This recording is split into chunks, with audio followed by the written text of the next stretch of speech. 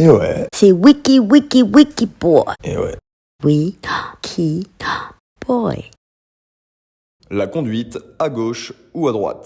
C'est une question qui revient souvent en Europe, mais très peu chez nous, vu que de toutes les façons, les chauffeurs de véhicules communaux roulent à la fois à gauche et à droite.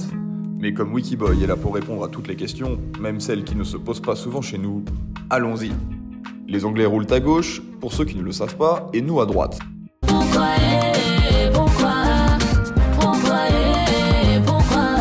Si un jour vous avez la chance d'arriver dans la ville de Douvres, vous risquez de tomber à la descente du ferry sur un panneau Drive on the left. ce qui signifie en français rouler à gauche, et en ivoirien.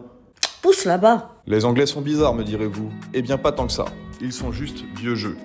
En effet, dans l'Antiquité, Avant. il n'y avait pas vraiment de sens, vu que les gars se déplaçaient à cheval et avaient tendance à se croiser sur la droite, vu que les règles voulaient que les épées se portent à gauche. Tout le monde respectait la circulation en ce temps-là.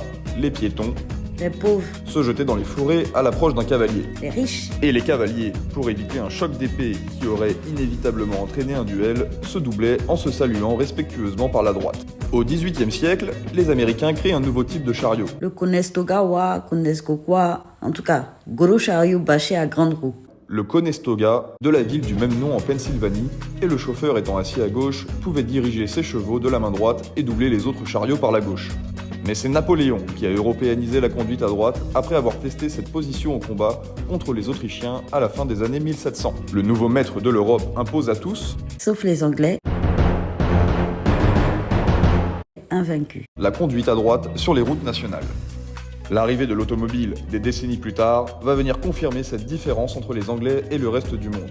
En effet, sur les premières voitures, le frein à main était pour la main droite et disposé à l'extérieur de la carrosserie, ce qui permettait au chauffeur, assis à droite, de pouvoir garder un œil sur la route. Souvent mal éclairés. Lorsque le frein à main s'est déplacé à l'intérieur de l'habitacle, le volant est passé à gauche et le pare-brise s'est agrandi pour permettre au chauffeur de continuer à utiliser le frein à main de la main droite tout en continuant à rouler sur le côté droit de la route et ainsi de mieux apprécier les véhicules venant en face en sens inverse.